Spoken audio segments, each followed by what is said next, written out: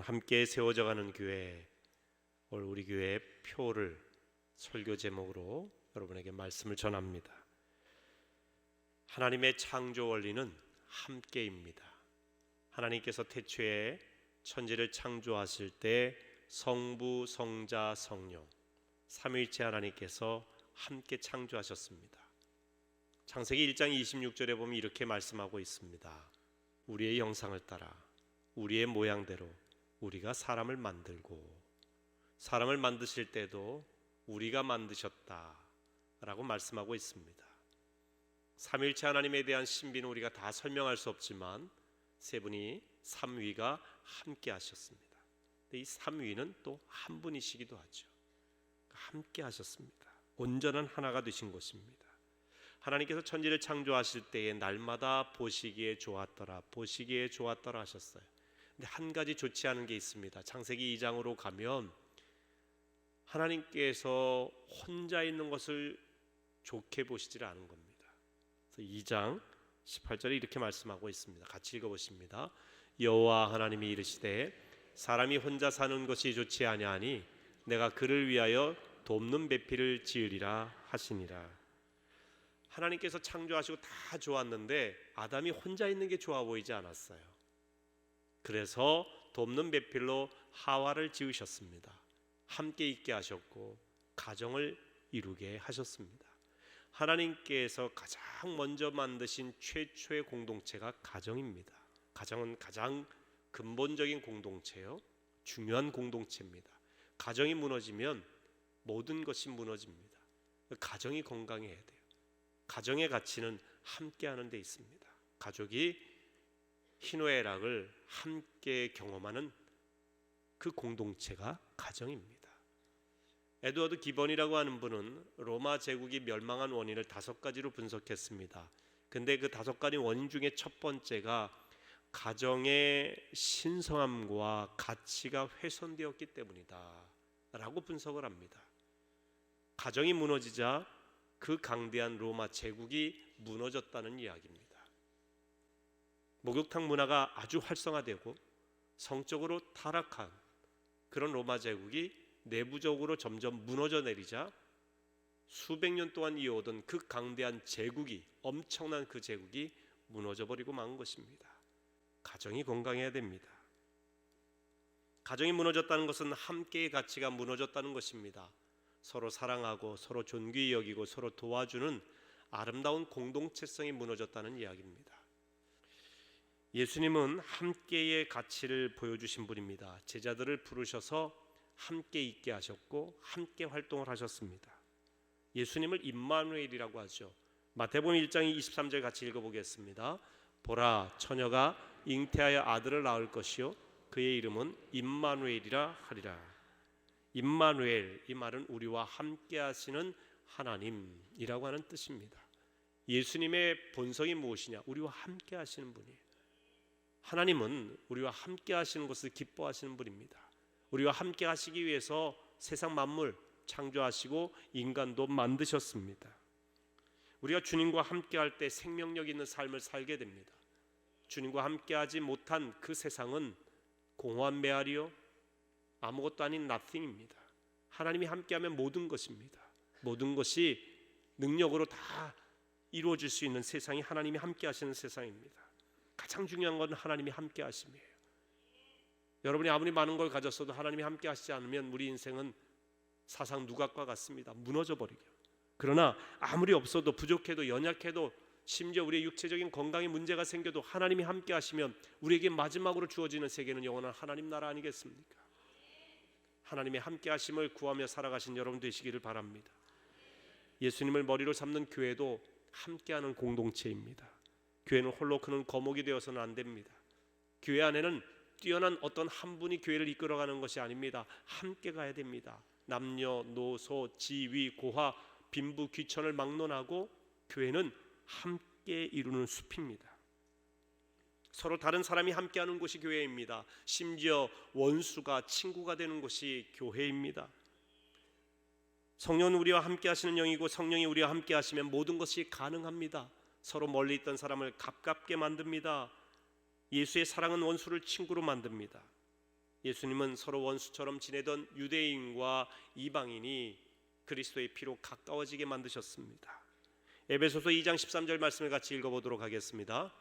이제는 전에 멀리 있던 너희가 그리스도 예수 안에서 그리스도의 피로 가까워졌느니라. 이방인과 유대인은 전에 멀리 있었어요.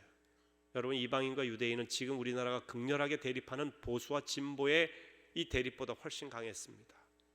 영남과 호남의 갈등보다도 더 깊었습니다.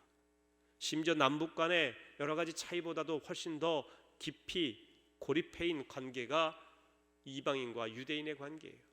이방인은 유대인을 위선자 취급을 했고 유대인은 이방인들을 개 취급했습니다. 사람 취급을 하지 않았어요. 그러다 보니 대화가 되지를 않습니다. 서로 상종하지를 않습니다. 서로를 욕하며 살아갑니다. 그런데 이렇게 멀리 있던 이방인과 유대인을 하나 되게 하시기 위해서 예수님께서 십자가를 지셨습니다. 그 피로 가까워지게 한 겁니다.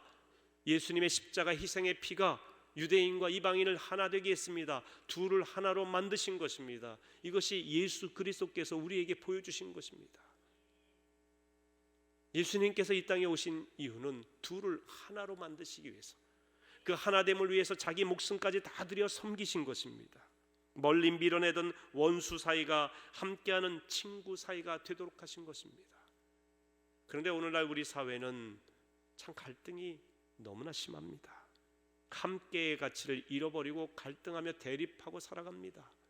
서로를 어떻게 하든지 밟고 일어서려고 합니다. 무너뜨리려고 합니다. 소위 초갈등 사회로 진입해 있습니다.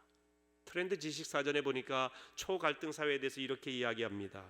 사회 문제를 두고 집단 간의 갈등이 극에 달한 사회를 말한다. 남북이 분단된 상황에서 남쪽 내부에서 또 하나의 분단 현상이 일어나는 것이다. 국민 10명 중 9명은 한국 사회에서 집단 간 갈등이 심하다고 인식한다. 가장 심각한 갈등은 응답자의 89.3%가 뽑은 진보와 보수 간의 갈등이다. 그 다음에 빈부 간의 갈등이 86.1%, 정규직과 비정규직의 갈등이 84.2%. 한국 사회의 갈등 수준은 OECD 국가 중에 종교 분쟁을 겪고 있는 터키에 이어서 두 번째로 심각하다. 이로 인한 경제적인 손실이 연간 최대 246조 원에 이른다. 국익은 뒷전인 채 정쟁에만 몰두하는 정치권, 일자리와 연금을 둘러싼 세대 간의 대립, 영남과 호남의 해묵은 지역 갈등, 보수와 진보의 치열한 이념 전쟁 등 다양한 갈등 요인이 사회 통합을 저해하는 것으로 나타났다. 여러분, 초갈등 사회는 서로가 다 손해예요. 경제적으로 손실일 뿐만 아니라 모든 것이 파괴되는 사회입니다. 초갈등 사회는 다름을 인정할 줄 모르는 사회입니다. 나와 다르면 무조건 틀렸다고 생각하는 사회예요. 내 편이 아니면 적이라고 생각하는 것이죠. 생각이 다른 사람을 용납할 줄 모릅니다. 나와 다르면 거친 욕도 서슴지 않고 합니다. 그 욕이 너무 거칠어서 분노를 유발합니다. 싸움을 부추깁니다. 쳐다보기만 해도 뭘 쳐다봐? 쳐다보는 것도 죄입니까? 시비를 걸죠. 이건 양반이에요. 뭘 쳐다봐 하는 것이 아니라 사람들은 이렇게 얘기하기도 한답니다. 뭘 꼬나봐. 이보다 더 심한 욕도 있대요. 강단에서 하기 적절하지 않아서 제가 줄입니다. 여기서 저는 사람을 좀 주목해서 보는 버릇이 있습니다. 그래서 이렇게 유심히 사람을 봅니다. 가끔 오해를 사기도 하죠. 어떤 여자분은 왜 나를 이렇게 계속 쳐다보는 거야? 나를 좋아하나? 내가 예뻐서 쳐다보나? 라고 착각을 하기도 합니다. 제가 거기에 대해서 뭐라고 변명을 하거나 말하지 않습니다. 왜냐하면 본인이 예뻐서 쳐다본다라고 생각하면 스스로가 나는 예뻐라고 긍정적인 생각을 갖게 되지 않습니까? 이 또한 선행이 아니겠는가 생각을 하죠. 근데 이 주목해서 보는 버릇 때문에 곤욕을 치른 적이 있어요. 제가 고등학생 때입니다. 저는 서울의 신림동 남강고등학교 출신인데 산 언덕에 있는 학교예요. 뒤편으로 넘어가면 산길이에요. 그리고 교문으로 내려오게 되면 일반 길인데 가끔가다 뒤편으로 넘어갈 때가 있습니다. 그러면 뒤편에 있는 다른 고등학교 학생들하고 산길에서 마주칠 때가 있습니다. 어느 날 산길을 가는데 참 가방을 희한하게 짊어지고 가면서 모자는 삐딱하게 쓰고 하는 그야말로 노는 애죠. 특이하게 하고 다녀서 제가 계속 쳐다봤더니 뭘 쳐다봐 하면서 좀 저를 위아래로 훑으면서 성질을 내는 겁니다.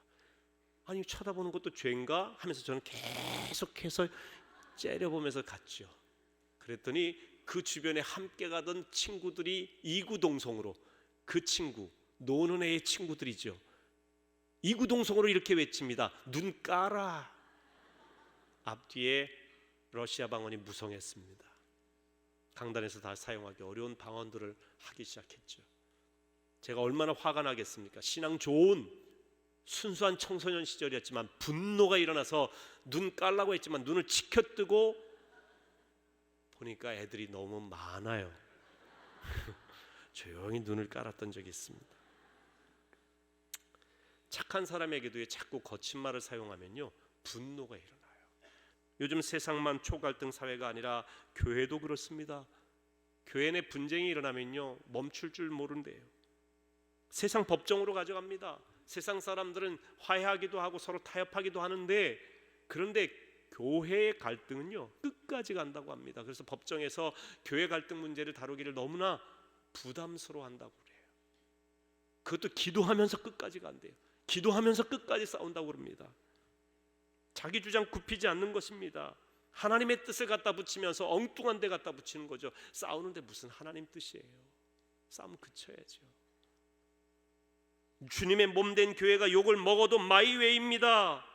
여러분, 아사 교생, 아생 교사란 말이 있지 않습니까? 아사, 내가 죽으면, 내가 희생하면 교생, 교회가 살고, 아생, 내가 살아서 내가 머리를 치켜 늘면 교사, 교회는 죽습니다. 예수님이 십자가에서 피 흘리셨기 때문에 서로 멀리 있던 유대인과 이방인이 하나가 된 것입니다. 우리가 희생할 줄 알아야 돼요. 교회는, 그리스도인은 이 시대에 서로 대립하는 이 시대의 어느 한편에 서는 것이 아니라 이 갈등의 꼴을 메우기 위해서, 하나 되게 하기 위해서 화합하는 일에 교회가 서야 된다는 거예요. 그 자리가 교회의 자리입니다. 예수님은 이렇게 말씀하셨어요. 마태복음 5장 23절과 24절 같이 읽습니다. 예물을 제단에 드리려다가 거기서 내 형제에게 원망 들을 만한 일이 있는 것이 생각나거든 예물을 제단 앞에 두고 먼저 가서 형제와 화목하고 그에 와서 예물을 드리라. 서로 원수 맺고 미워하는 사람이 있다면 예배 드리기 전에 먼저 가서 화해하고 그 다음에 예배 드리라고 하는 것입니다. 진정한 예배는 삶으로 드리는 예배입니다. 공자가 쓴 논어 자로편 23장에 보면 군자 화이부동이요 소인은 동이불화라 이런 표현이 나옵니다. 화이부동이라고 하는 것은 조화를 이루지만 패거리를 형성하지 않는다. 서로 다르지만 그 다름 가운데서도 화합을 이룬다 이런 뜻입니다. 서로의 다름을 인정해 준다라는 의미가 내포되어 있습니다. 그런데 소인들은 동이 비슷한 겉모습을 가진 것 같지만 화목하지 않다는 것입니다. 겉으로는 같은 척 하는 거죠. 내면에는 자신들의 이익을 추구하고 패거리의 이익을 추구하는 그런 사람들이 소인이라고 하는 의미인 것입니다. 그리스도인은 화이부동할 줄 알아야 돼요. 결코 사람들은 똑같지 않습니다. 부동이에요. 동일하지 않아요. 서로가 다르지만 그러나 화목하는 것이 중요합니다. 예수님은 세상의 빛이 되라고 하셨습니다. 교회에 설 자리는 저 산속 어딘가가 아닙니다. 세상 한가운데 있어야 됩니다. 거기서 빛을 비춰야 됩니다. 거기서 소금의 역할을 하며 부패를 방지해야죠. 거기서 다리가 되어주는 것입니다. 때로는 다리의 역할은 양편에서 다 욕을 먹습니다. 예수님께서 십자가 지실 때 그 누구 하나 예수님 편이 되어주지 않았습니다. 유대인들도 로마 병정들도 또한 부자들도 가난한 자들도 다 예수를 십자가에 못 박으라고 외쳤습니다. 예수 편이 되는 사람은 똑같은 처지가 될 그런 상황이었습니다. 그런데 예수님은 양편에 다 욕을 먹어도 둘을 하나로 만드시기 위해, 우리를 구원하시기 위해 십자가를 지신 것입니다. 교회는 여당과 야당, 진보와 보수 어느 한편에 서시면 안 됩니다. 또한 교회는 기성세대와 다음 세대 어느 한편을 들어서도 안 됩니다. 부모와 자녀가 어떻게 분리될 수 있겠습니까? 조상이 없는 후손이 어디 있으며 후손이 없는 조상이 무슨 의미가 있겠습니까? 모든 세대 함께 가야 됩니다. 우리는 남과 북의 평화통일, 복음통일을 기도하는 사람인데 남한 내에 오늘 이렇게 분단된 남북의 현실보다 더 깊이 패인 것 같은 아픔의 대립의 그 현장을 보면서 우리는 기도하지 않을 수가 없습니다. 화합하기 위해 우리는 함께 가기 위해서 애쓰지 않으면 안 될 것입니다. 비교와 경쟁의 문화는 세상을 어둡게 하고 세대 간의 대립과 갈등을 부추기게 됩니다. 부모 세대와 자녀 세대는 갈등을 넘어 조화로 나아가야 될 것입니다. 예수님께서 우리에게 당부하신 것은 함께입니다. 함께 하는 것이 중요하다는 겁니다. 교회 역시 홀로 크는 거목이 아니라 함께 숲을 이루어야 됩니다.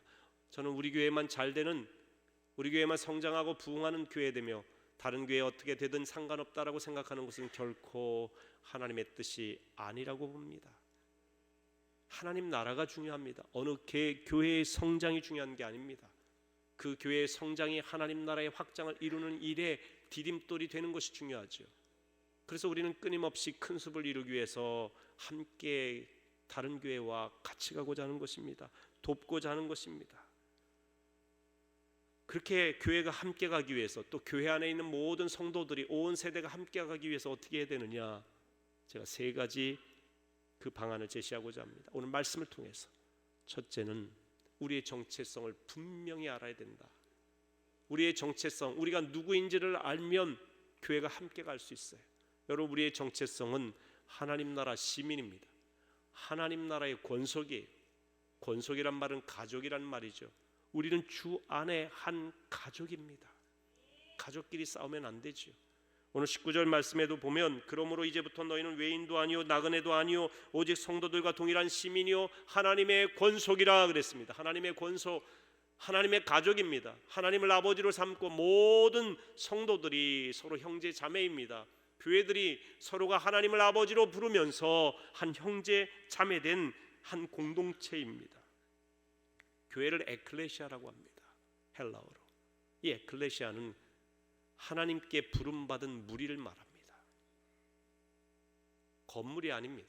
건물이 필요 없다, 중요하지 않다는 이야기가 아니라 건물보다 핵심은 사람입니다. 교회는 조직이나 제도가 아닙니다. 조직과 제도보다 중요한 것이 사람입니다. 교회 내에 많은 직분이 있고 제도가 있고 기관이 있습니다. 건물이 있어요. 물론 중요하고 필요합니다. 그런데 이 건물과 제도와 조직이 궁극적으로는 사람을 살리는, 에클레시아, 하나님께 부름받은 그 사람들을 살리는 조직과 건물이 되어야 된다는 것입니다. 그렇지 않을 때는 의미가 없어요. 그렇지 않을 때는 오히려 제도와 건물이 사라지는 것이 낫다는 것입니다. 감리교회 창시자인 요한 웨슬리 목사님이 이렇게 얘기했습니다. 감리교회라고 하는 조직이 사람의 생명을 해하거나 사람의 생명의 부흥을 이루는데 방해가 된다면 나는 단호히 이 조직이 사라지기를 원한다.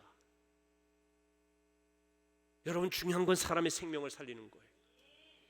모두가 하나님 나라의 시민이요 한 가족이라고 하는 공동체성을 잃어버린다고 한다면 교회의 제도와 건물은 오히려 걸림돌이 될 것입니다. 주 안에 한 형제자매입니다.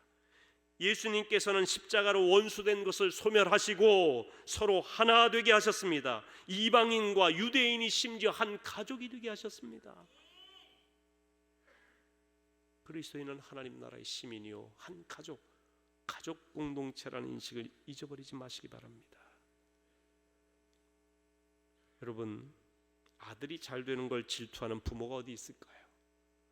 아버지가 사업에 성공하는 것을 싫어하는 자녀들이 어디 있겠습니까? 가족끼리는 질투하고 시기하는 게 아니라 세워줍니다. 잘 되도록 격려합니다.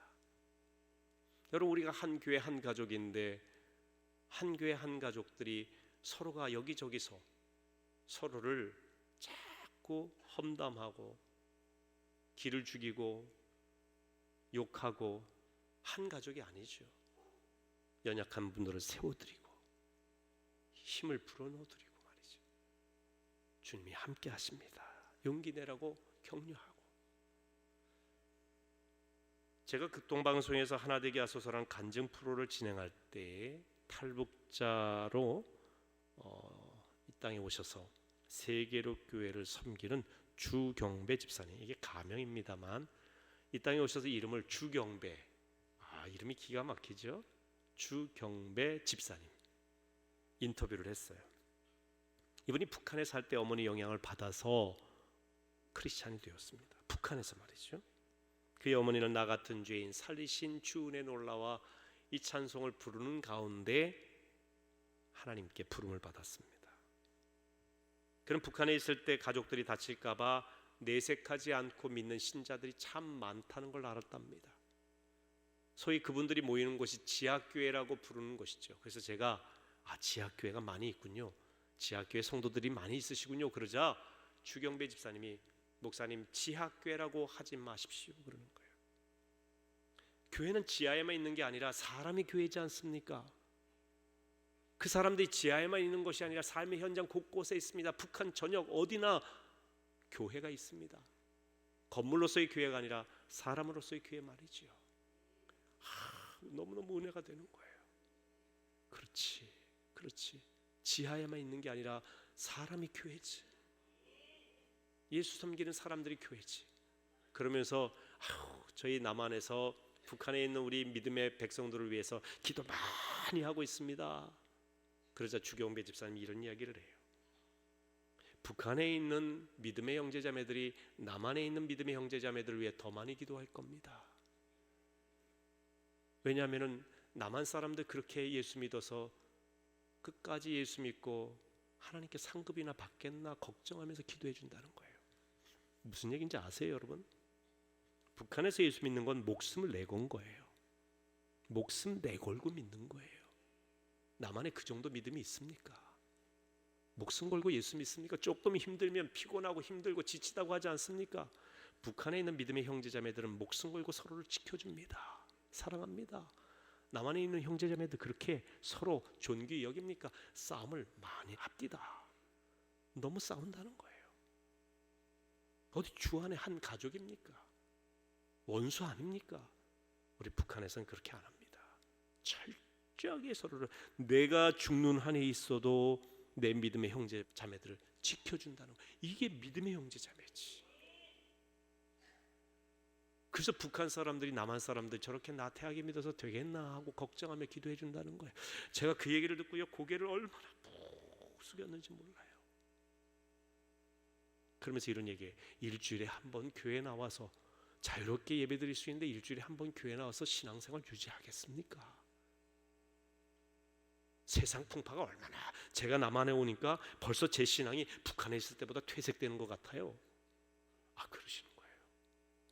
북한에는 하나님이 함께 하시지 않으면 단 1분도 살 수 없는 너무나 열악한 환경 속에 있기 때문에 철저하게 하나님을 의지한다는 거죠.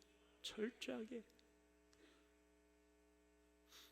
여러분, 우리가 북한 형제자매들을 걱정할 일이 아니라 우리 신앙 걱정해야 돼. 그래서 예수 그리스도를 믿는 우리는 주 안에서 한 가족이다. 하나님 나라의 시민권자다라는 것이고요. 두 번째, 우리가 함께 교회를 세우기 위해서는 우리의 중심이 예수 그리스도이심을 잊지 말라는 겁니다. 교회의 머리, 교회의 중심은 예수 그리스도이십니다. 아멘. 담임 목사가 아니에요, 결코. 교회 내에 오래되고 힘 있는 누군가가 아닙니다. 절대 아닙니다. 예수는 교회의 모퉁이돌이라고 말합니다. 모퉁이돌은 벽과 벽을 연결하여 건물이 쓰러지지 않도록 받쳐주는 역할이죠. 예수는 우리의 피스메이커 화평이십니다. 하나 되게 하기 위해서 당신이 희생하셨어요. 하나님과 인간 사이가 가까워지도록 하셨고 인간과 인간이 서로 용납하며 화해하도록 하셨습니다. 예수는 소외를 화목으로, 적대감을 화평으로 바꾸신 분입니다. 예수님 안에 있으면 우리는 무엇이든지 할 수 있어요. 예수님 안에 있는 게 중요합니다. 요한복음 15장 5절에 나는 포도나무여 너희는 가지라. 그가 내 안에 내가 그 안에 거하면 사람이 열매를 많이 맺나니. 예수님은 너희가 많은 활동을 하라고 말씀하신 게 아니라 내 안에 거해라. 너희끼리 화목하려고 애쓰지 말고 내 안에 거하면 하나가 된다는 거예요. 예수를 중심으로 예수 안에 거하신 여러분 되시기를 주의 이름으로 축원합니다. 예수 안에 거해야 돼. 예수 안에. 그래서 교회는 예수님의 뜻이 무엇이냐? 예수님이라면 어떻게 하셨을까? 예수님이 무엇을 꿈꾸면서 사셨을까? 바로 말씀에 있지 않습니까? 성경 보지 않고는 우리가 예수님의 뜻을 알 수가 없지요. 성경 보지 않고 우리가 거룩하신 하나님의 뜻을 이루어 드릴 수가 없습니다. 그래서 성경 보는 그리스도인, 기도하는 그리스도인 되어야 된다는 것입니다. 세 번째로 성령 안에서 하나 되기를 힘써야 우리가 진정으로 함께 세워가는 교회를 만들 수 있습니다. 우리 능력이 아닙니다. 성령의 능력이. 오늘 말씀 22절을 너희도 성령 안에서 하나님이 거하실 처소가 되기 위하여 그리스도 예수 안에서 함께 지어져 가느니라. 성령 안에서 하나님이 거하실 처소가 되기 위해서 예수 그리스도 안에서 함께 지어져 가느니라. 함께 지어져 가느니라. 성령 안에서 가능하다는 거예요. 초대교회가 세워지게 된 것은 마가다락방에 120명이 모여서 기도하는 가운데 성령이 임하시자 달라졌어요. 성령이 임하시자 그들의 입술에서 방언이 터졌습니다. 예언이 나왔어요. 제일 먼저 나타나는 성령의 역사는 뭔지 아십니까? 언어의 변화예요. 서로가 소통이 되지 않던 언어의 소통이 되는 거예요. 살리는 언어를 말하게 되는 것입니다. 하나님과 소통이 일어나는 언어예요. 여러분, 우리가 예수를 잘 믿는다라고 하는 증거가 뭔지 아십니까? 언어에 은혜가 있다는 거예요. 언어에 생명력이 있다는 것입니다.